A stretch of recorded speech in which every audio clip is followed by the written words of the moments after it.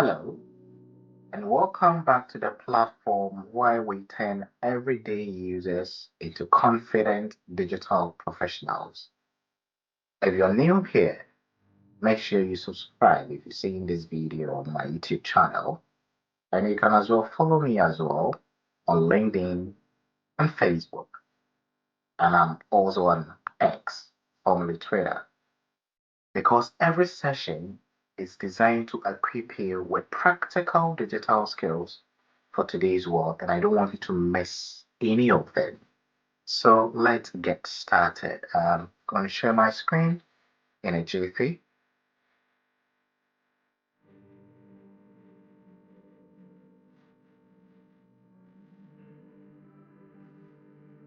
Okay, so if you missed the first video, that is the introductory video of the IC3, then you might want to go and take a look at that. So if you've also not taken the test, the sample test drive, kindly head over to IC3demo.starttest.com. Okay, so now let's move on. So we have the tiered, difficulty, and for each level, we are required to have an understanding of these 7 domains, being technology basics, digital citizenship, information management, content creation, communication, collaboration, safety, and security. So once you have a solid understanding of all these domains and you've completed the level 1 training, then you can just move on to get certified. But the objective here is to make you productive and efficient. Having a certification is just a plus, but make sure you utilize the skill set to be productive at the workplace. And that is why I'm taking my time to teach these lessons for free. Then when you've gotten a grasp of the content and you want to get certified, why not? You can go ahead to do that with Certiport. So we're going to look at lesson 1, which is technology basics, and we only focusing on what? The level 1 content. So just stay with me. So our first objective for lesson 1 will be to assess and navigate between digital environment. Then we'll also need to look at identify digital devices and connections. Now we also move on to explain fundamental software concept, then explain fundamental hardware concept, and understanding the fundamental operating system concept, which is very relevant to the work that we do in this 21st century. And we're also going to learn a bit about networking concept. How do you connect to the internet? If you're having network connectivity issues, how do you resolve it? Do you need to call the IT, support specialist? Or with your knowledge in IC3, you should be able to, manage it on your own. So please stick and stay. So we're going to focus on access and navigate between digital environment as our first major objective. And level 1 is basically about knowing. So we're not going to do anything dramatic. So what then is an operating system? And I know you've come across these terms quite often from junior high school, primary school, senior high school education, and even the tertiary institutions when you learn an ICT. So let's see if what you know is in line with what Certiport and the Global Digital Literacy Council agrees on. Okay, so we see that a computer usually would consist of, the hardware components, and for the hardware component to function, it will definitely need an operating system, which is a type of software that serves as the central manager for communication, coordination, and control.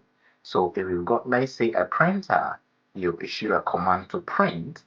It is the job of the operating system to coordinate these activities so that that printer, which is the physical part of the computer you can touch, would actually listen and print out the soft copy, which now becomes the hard copy for you to take it out of the printer on a sheet of paper A4. Okay, so that is the job of the operating system. So have that in mind.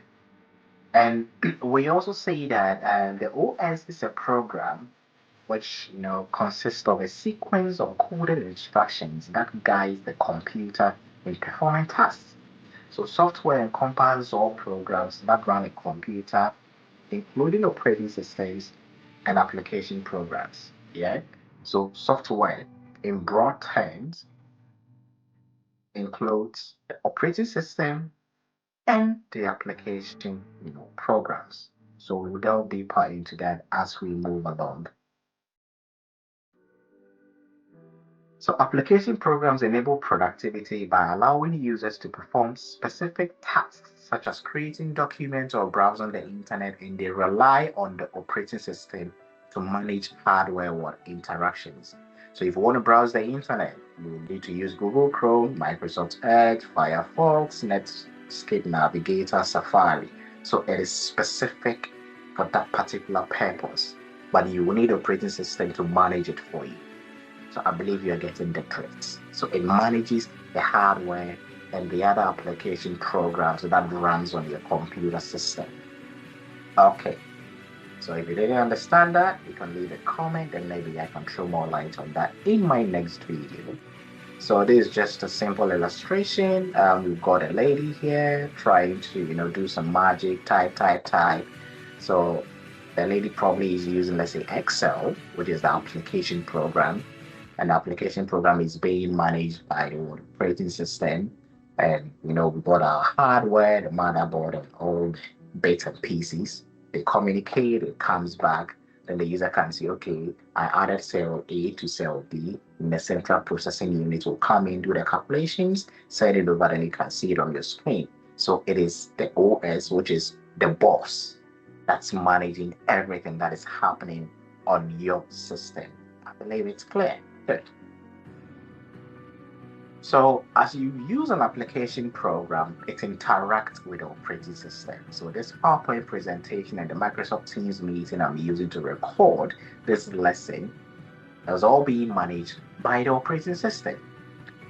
And it also manages hardware devices. So as I tap on my keyboard right arrow, I've animated it, then you can see the text on your screen. And it also controls communication between these devices and the application programs and oversees file management on the computer. So if you maybe put something on your desktop, you turn off the computer, you come back, it is still there.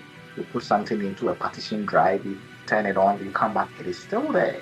You open loads of Windows, you hibernate your system, you turn it back on, it pauses everything into the computer's memory, you come back, the programs are still there running. And who is responsible for keeping all of these things together? It is our boss, operating system. So don't forget it. So we will look at desktop and mobile operating systems. So we're just looking at the level 1, knowing. We need to know these stuffs, okay? So a desktop operating system is used on desktop and laptop computers. It is a big and powerful program that controls how the computer works and has many features.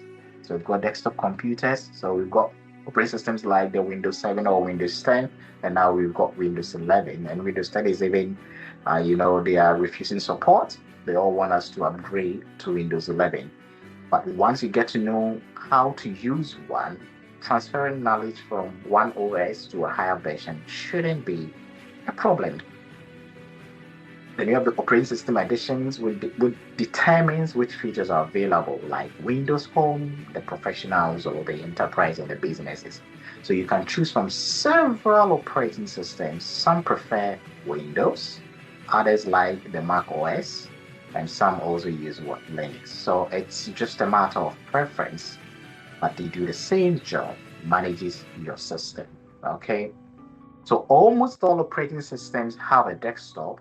So the screen you see after logging in, that is the desktop has backgrounds. Then you see your icons, you see buttons for commands, and a status or a taskbar to show open programs. So it is the main place where you interact with your computer system. I believe you get a drift.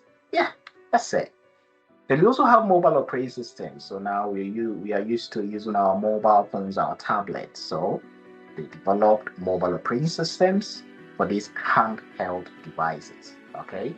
So we have the Android, the iOS, the BlackBerry, and we also have Windows Phone. I don't know if it's still there. Then we have the embedded operating systems, which also control specific equipment like your cars, your robots, your medical devices. So you go to a hospital, ultrascan machine, is an MRI. So they've all got the embedded OS in there. Your car, the sound system, the navigation system, they've all been embedded into these small, and they are small and specialized, including only the necessary functions for the device. So when the equipment is turned on, the embedded operating system starts up automatically. Some of our refrigerators, smart homes, smart refrigerators, your microwave, some are smart. So it all comes with these embedded operating systems. So we have the desktop, mobile operating, and embedded operating system. So don't forget about that. So it's all about knowing. You need to know, and you need to work it out. So let's look at this case study. An operating system is the most important software on a computer. It is often referred to as the brain of the computer. All components must have an operating system. So usually, I beg your pardon, I received a call. I need to respond to that later, but that's okay. So we usually say, okay, the brain of the computer is the central processing unit, but I'm going to refer to the operating system here as the brain for now. So let's take it at that. Yeah. So which of the following options is not a responsibility of the operating system? So think about it, what we discussed. Providing access to the internet and website, managing the activity between the software and hardware on the computer, providing a user interface to communicate with the computer, and also managing access to programs and data through user authentication. So, what's the answer? Your guess is as good as mine. So, it is not the responsibility of the operating system to provide access to the internet and websites. But the operating system, however, can manage the activity between the software and the hardware on the computer. It can also provide a user interface for you to communicate with the computer system and also allow you to manage access to programs and data through user authentication. So the one that is not is providing access to the internet and website, and that is the job of our internet service providers. So if you got this, thumbs up, well done, well done, well done. Good.